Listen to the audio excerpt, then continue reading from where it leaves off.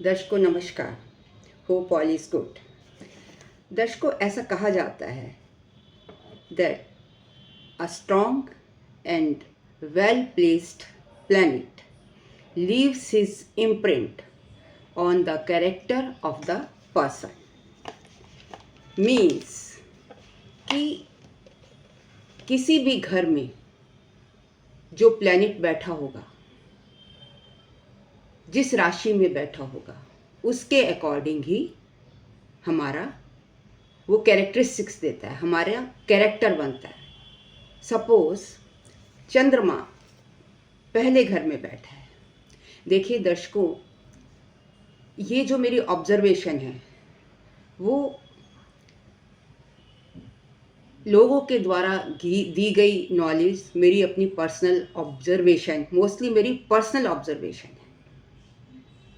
Bookish knowledge तो सब जानते हैं, बट जब हम एस्ट्रोलॉजी पढ़ते हैं तो पर्सनली भी वो चीज़ें ऑब्जर्व करके देखते हैं, तभी एस्ट्रोलॉजी का सही मीनिंग जान सकते हैं, तभी उसका कोई फ़ायदा है। अदरवाइज़ तो गूगल है, बुक्स हैं, आप लोग कहीं से भी पढ़ सकते हैं। तो इसलिए मेरी आपसे प्रार्थना है कि अगर आप मेरे साथ जुड़े रहेंगे, क्योंकि ये बुक से थोड़ा डिफरेंट है, तो आपको समझने में आसानी होगी। मतलब एक सॉर्ट ऑफ स्टोरी समझ लीजिए इसको। और मेरी आपसे प्रार्थना है कि अगर आपने मेरे चैनल को अभी तक सब्सक्राइब नहीं किया है तो काइंडली सब्सक्राइब एंड शेयर। और हाँ, in case of consultation you can contact me on snakapuri1812@gmail.com और कमेंट बॉक्स में अगर आपकी कोई क्वेरी है, बहुत वाइड ना हो, छोटी मोटी क्वेरी है, तो मैं समय के अकॉर्डिंग आपको उसका जवाब ज़रूर दूंगी। आप अपने बर्थ डिटेल्स और क्वेरी उसमें डाल सकते हैं। तो शुरू करते हैं चंद्रमा। तो देखिए चंद्रमा क्या होता है, ये तो मैंने अभी बताया कि जिस घर में कोई प्लैनेट बैठा होता है तो उसके अकॉर्डिंग ही हमारी कैरेक्टरिस्टिक्स बन जाती हैं। और स्पेशली कैरेक्टरिस्टिक्स और पर्सनैलिटी कौन बताता? पहला घर। जब चंद्रमा हमारे पहले घर में बैठा होगा तो हम उसकी कैरेक्टरिस्टिक्स कैसे निकालेंगे? देखिए, समझिए। जैसे कि मान लीजिए, क्योंकि ये एक जल तत्व, जो चंद्रमा है, जल तत्व को रिप्रेजेंट करता है, तो समझ लीजिए एक बहुत बड़ा समुद्र, बहुत बड़ा समुद्र जो हमारे शरीर में, हमारी बॉडी में, हमारी आत्मा में समाया हुआ है। और जो हमारे कैरेक्टरिस्टिक्स होंगे, जो हमारे कैरेक्टर होंगे, जो हमारी पर्सनैलिटी होगी, वो उसके बेस पर ही रिफ्लेक्ट होगी। जल तत्व होने के कारण ये बहुत ही शीतल ग्रह है, मतलब शांत ग्रह है, जिसका चंद्रमा फर्स्ट हाउस में अच्छी स्थिति में होगा तो वो उस व्यक्ति का जो नेचर होगा वो शांत नेचर का होगा। तो आइए डिड्यूस करते हैं कैरेक्टरिस्टिक्स समुद्र से। अब इस बड़े समुद्र में, जो ये समुद्र है, ये समुद्र हमारा मन रूपी समुद्र है। ये हमारे मन से जुड़ा होता है, हमारे अनकॉन्शियस माइंड से जुड़ा होता है। तो जो भी ट्रेड्स हमें आपको हमारे में या हमें आप में देखने को मिलेंगे, वो इस मन रूपी समुद्र से ही निकलेंगे। जैसे समुद्र शांत होता है जब तक उसमें ज्वार भाटा या तूफान नहीं आए। समुद्र हमेशा उसकी लहरें चलती रहती हैं। जब पूर्णमासी होती है तो ये अपने प्रेम को दर्शाने के लिए गुरुत्व आकर्षण के कारण चंद्रमा की लहरें ऊपर उठती हैं और गुरुत्व आकर्षण के कारण फिर नीचे आती, मतलब उसमें उछाल ऊपर नीचे होती रहती है। तो अब हमने यहाँ से, और लहरें हमेशा चलती रहती हैं, तो हम यहाँ से 4 चीज़ें डिड्यूस करेंगे। सबसे पहला कि ऐसा व्यक्ति शांत नेचर का होगा। नंबर 2, हमेशा उसका मन चलायमान होगा, क्योंकि लहरें हमेशा चलती रहती हैं। चंचल प्रकृति का होगा, चंचल होगा और इमोशनल होगा, क्योंकि वाटरी प्लैनेट है ना, सेंसिटिव होगा। जरा सी बात पर सेंसिटिव हो जाएगा उसको। मतलब ये कई बार सेंसिटिव होना तो अच्छा होता है, लेकिन कई बार ज़रूरत से ज़्यादा सेंसिटिव होना आपके लिए नुकसानदायक भी हो सकता है। मतलब आप जल्दी से ही किसी के दुख को देखकर परेशान हो जाते हैं, उसे अपना दुख समझने लगते हैं। किसी के प्रेम बंधन में पड़ जाते हैं तो आप समझिए कि आप उसके दिल तक उतर जाते हैं। दिमाग से कम माइंड का कारक भी है ये, और दिल से आप ज़्यादा काम लेते हैं। और अगर ऐसे में अगर आपका पार्टनर इमोशनल नहीं है, सेंसिटिव नहीं है, तो क्या होगा, आपकी जो मैरिटल लाइफ है उसमें डिस्टरबेंस आ सकती है। तो आपको कैसा पार्टनर चूज़ करना है, इसका मैंने एक सेपरेट वीडियो डाला है, वो that is on the basis of नक्षत्र, क्योंकि ऐसा भी देखा गया है कि अक्सर जो कैंसर लग्न के लोग होते हैं उनकी मैरिड लाइफ थोड़ी सी डिस्टर्ब रहती है। क्यों डिस्टर्ब रहती है? क्योंकि एक तो वो मतलब अलूफ रहते हैं, डिटैच्ड रहते हैं, दुनिया में इतना ज़्यादा मतलब सबसे घुलते मिलते नहीं हैं। हालांकि टॉकेटिव तो बहुत होते हैं, लेकिन वो हर एक से मतलब वर्ल्ड वाइडली अगर तो बहुत अच्छा बैठा है तब तो वो मिलनसार होते हैं।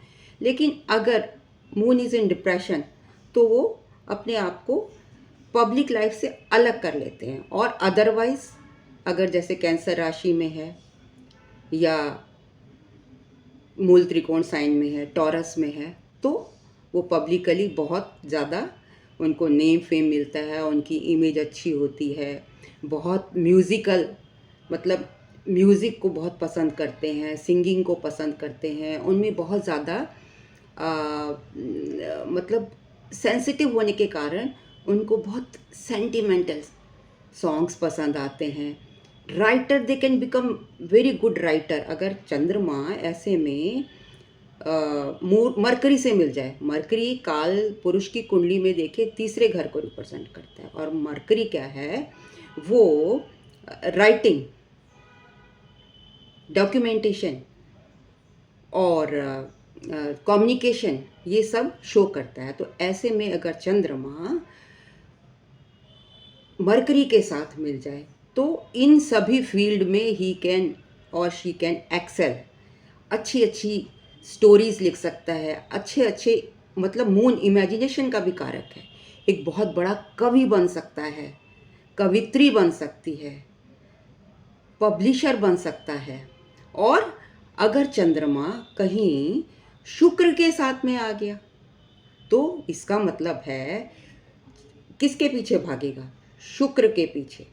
शुक्र क्या है? पैसा। मतलब ऐसा व्यक्ति बहुत धनी हो जाएगा अगर चंद्रमा के साथ शुक्र मिल गया। देखिए हम डिड्यूस कर रहे हैं, तो जो प्रिडिक्शन है दैट इज़ वेरी इजी। तो एक तो ये आपका नेचर हो गया कि आप बहुत सेंसिटिव होगे, आप शांत नेचर के होगे, आप बहुत इमेजिनेटिव होगे, और आपका जो वो होगा इमोशनल बहुत ज़्यादा होंगे, मतलब और एक्सप्रेसिव भी होंगे, हाईली एक्सप्रेसिव होते हैं आप। मतलब सपोज़ आप किसी कोई आपको अपने अपने दुख की या अपनी कोई बात बता रहा है तो आपके इमोशंस एकदम से आंखों से आंसू छलक पड़ेंगे। यू आर एक्सप्रेसिव, आपकी आंखें बताएंगी कि आप कितने ज़्यादा भावुक हैं, कितने ज़्यादा मतलब एकदम से दूसरे से अटैच हो जाते हैं। तो मतलब दूसरे का दुख अपने ऊपर ले लेते हैं। तो कई बार ओवर इमोशनल होना भी तो बहुत गलत है ना। आपको किसी से प्यार हो गया, उसने आपको धोखा दे दिया, इमीडिएटली इमीडिएटली जैसे आपने देखा है पूर्णमासी का चंद्रमा जब दिखाई देता है तो लहरें उसको छूने का प्रयत्न करती हैं। उसी तरीके से जब ये अपने प्रियतम को या प्रेयसी को देखता है या देखती है तो एकदम से उसको उसके प्रति इसका भाव जागृत हो जाता है, उसको एम्ब्रेस करने की कोशिश करता है। दो एकदम से जाके एम्ब्रेस नहीं करेगा, लेकिन मन से उसको एम्ब्रेस करने की कोशिश करता है और उसको इतने प्यार में डूब जाता है जैसे समुद्र के नीचे सिपियाँ इतनी गहराई तक चला जाता है।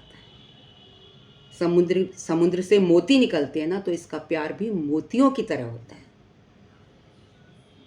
मतलब you compare it with sea, तो आप इसकी एक्सप्लेनेशन खुद ही दे पाओगे।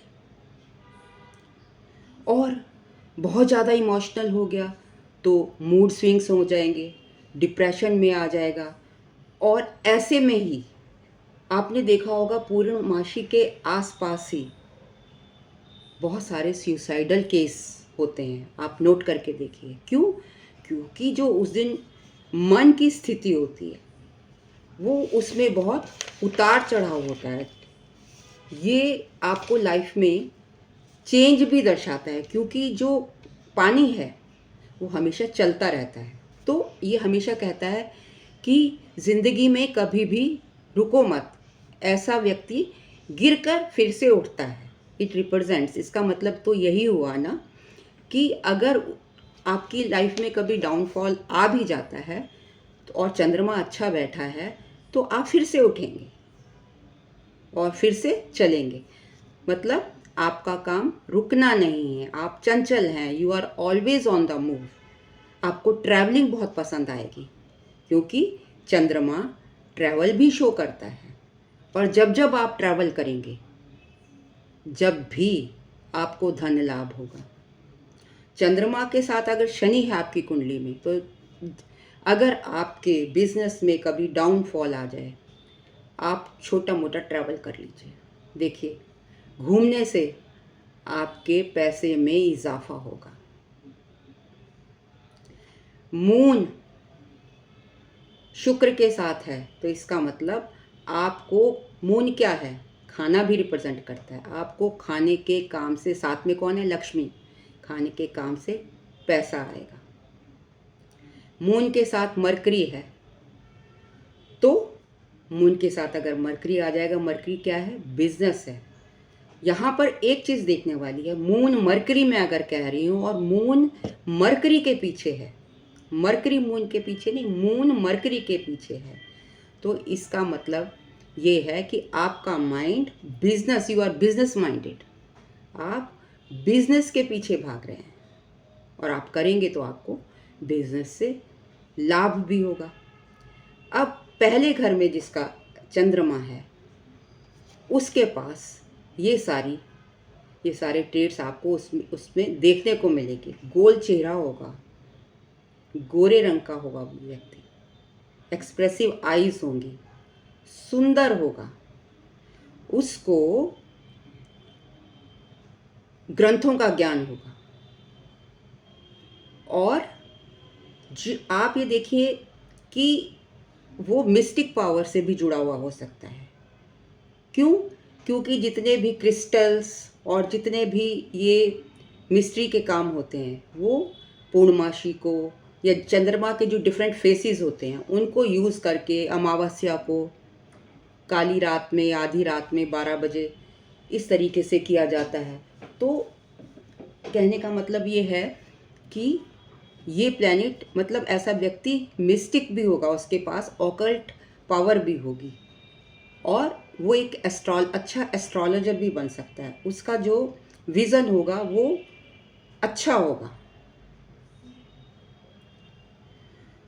और जब चंद्रमा, मतलब आपने क्रिस्टल हीलिंग करनी है तो वहाँ पर भी अगर आपके फर्स्ट हाउस में चंद्रमा है तो आप ये काम भी कर सकते हैं। आप पर्ल से जुड़ा काम कर सकते हैं, आप द्रवों से, लिक्विड से जुड़ा काम कर सकते हैं, आप दूध से जुड़ा काम कर सकते हैं, आप राइस से जुड़ा काम, मतलब जितनी भी सफ़ेद चीज़ें हैं, सफ़ेद आइटम्स हैं, आपका कोई भी मतलब आपका जो डाइटी है, मतलब आपका कोई काम रुक जाए, आप शिव जी की पूजा कीजिए, शिव जी के पैर पकड़ लीजिए, ओम नमो शिवाय। क्यों? क्योंकि चंद्रमा एज ए क्रीसेंट शिव जी के फोरहेड पर विराजता है। तो ऐसा व्यक्ति अगर शिव मंत्र पढ़े, शिव पूजा करे, तो उसको बहुत लाभ होगा। तो देखिए, मिस्टिकल पावर भी हो गई, और ऐसे लोग डिप्रेशन में भी जा सकते हैं, मूड स्विंग्स भी होते हैं, सुसाइडल टेंडेंसी भी हो सकती है, बट डिपेंड्स कि आपके चंद्रमा की कैसी स्थिति है। सर्वगुण संपन्न होता है, इसमें कोई ना कोई कला जरूर होती है, डांसिंग की हो, म्यूज़िक की हो, और अगर ये राहु के साथ मिल जाए तो आपको ये मीडिया से भी जोड़ सकता है, छाया ग्रह है ना, तो इस बिजनेस से भी जोड़ सकता है। इन केस ये सर्वगुण संपन्न भी होता है, क्योंकि जैसे चंद्रमा की 16 कलाएं होती हैं, तो इस तरीके से इसमें भी 16 कलाएं होती हैं। बट ये जो है चंद्रमा बहुत इमोशनल है, तो थोड़ा सा रिजिड होता है। किस लिए रिजिड होता है? चेंज को, मतलब चेंजिंग सिचुएशन में थोड़ा सा रिजिड हो जाता है, अपने आप को चेंज करने में इसको थोड़ा टाइम लगता है। और ऐसा व्यक्ति जिसके लग्न में चंद्रमा है, वो कंफर्टेबल फील करता है कि अगर उसको कोई कंट्रोल करे, बेसिकली कौन? पार्टनर भी कर सकता है, फ्रेंड भी कर सकता है, और मतलब ही और she wants to be adored, मतलब वो एक स्वीट और सॉफ्ट प्लैनेट है, तो वो चाहता है कि मुझे कोई प्रेज करे, मुझे कोई लाड लडाए, मुझे कोई प्यार करे। तो और अगर मून है आपके फर्स्ट हाउस में, तो आपका चेहरा, आपकी शक्ल आपकी मदर से मिल सकती है। आपकी जो हैबिट्स होंगी वो मदर जैसी होंगी, और आपकी लाइफ में मदर का बहुत ज़्यादा इन्फ्लुएंस भी हो सकता है। अब क्योंकि ऐसे लोग बहुत भावुक होते हैं, तो क्या ऐसा करें? मेडिटेशन करें, तो उससे क्या होगा? सेटल हो जाएंगे आपकी जो थॉट्स हैं, क्योंकि एक के बाद moon is the fastest moving planet, एक के बाद एक के बाद एक के बाद थॉट आती चली जाती है, तो ये प्रोग्रेस भी जल्दी जल्दी देता है, चेंजेस भी जल्दी जल्दी देता है। घर भी चेंज जल्दी जल्दी, अगर चौथे घर में चला गया तो क्या होगा कि और आठवें घर से मिल गया तो क्या होगा? घर चेंज होते रहेंगे। और ऐसे व्यक्ति को जो चंद्रमा जिसका लग्न में होता है या चौथे घर से जुड़ा होता है, तो उसको क्या होगा? उसको पता है कैसा घर पसंद आएगा? उसको ऐसा घर पसंद आएगा जिसके आसपास पानी हो, फुवारा हो, समुद्र हो, नदी नाले हो, मतलब वो उसको पानी बहुत अच्छा लगता है, बारिश में नहाना बहुत अच्छा लगता है, घंटों वो बारिश में नहाएगा तो उसको बहुत अच्छा लगता है।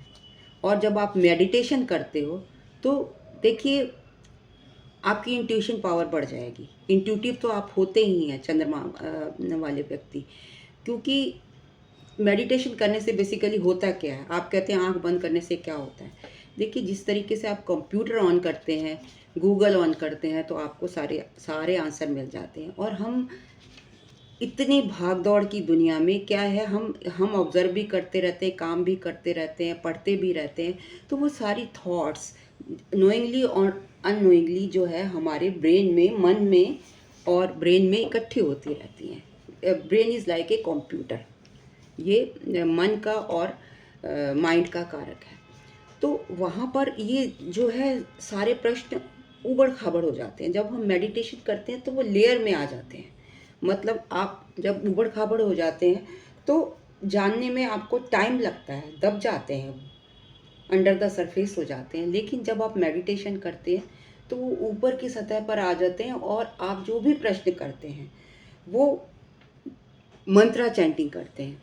तो वो वाइब्रेशंस जैसे समुद्र में आप कोई छोटा सा पत्थर डालें तो वो एकदम से लहरें आने लगती हैं। सेम उसी तरीके से ब्रेन में भी जब आप मेडिटेशन करते हैं तो वाइब्रेशंस क्रिएट होती हैं, और वो वाइब्रेशंस जब उसको हिलाती हैं, शफल करती हैं, तो उसमें से रिजल्ट निकल कर आता है, आइदर इन ड्रीम और वैसे ही किसी के द्वारा इंडिकेशन आपको मिल जाती है, आपको इंट्यूशन हो जाता है। तो ऐसे लोग बहुत ज़्यादा इंट्यूटिव होते हैं, भोलेनाथ के पुजारी होते हैं। तो मेरा कहने का मतलब है कि ऐसे लोगों को अपने आप को डिप्रेशन से दूर रखने के लिए मेडिटेशन करनी चाहिए।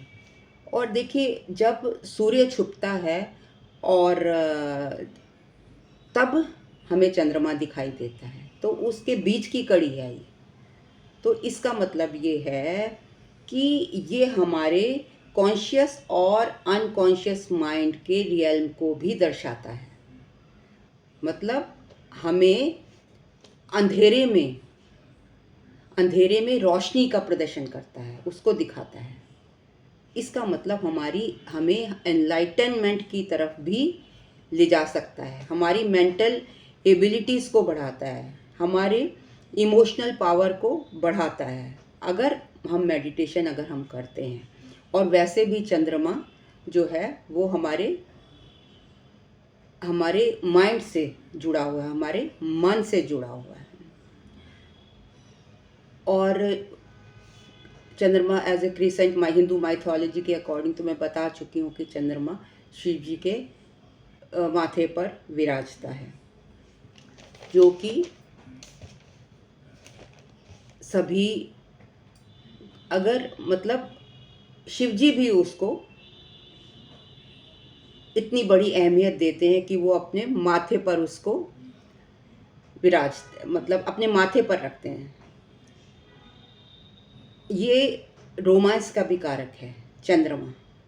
जिसका चंद्रमा अच्छा होता है वो पर्सन रोमांटिक होता है और रातों को ये प्लेजेंट बना देता है।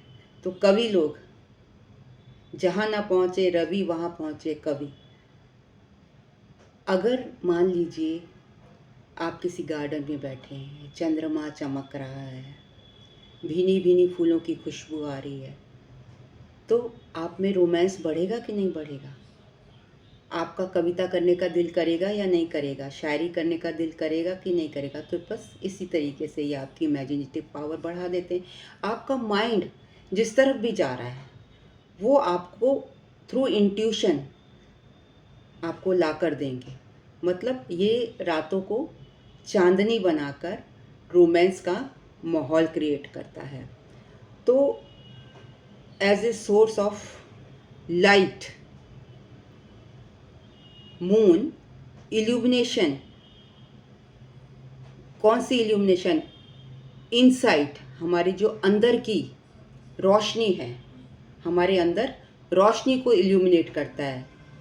दिए से जैसे रोशनी निकलती है उसी तरीके से हमारे अंधकार को मिटाता है, और रोशनी बाहर भी और अंदर भी, भीतर भी, मतलब हमें ज्ञानी बनाता है, हमारे ज्ञान को बढ़ाने में मदद करता है।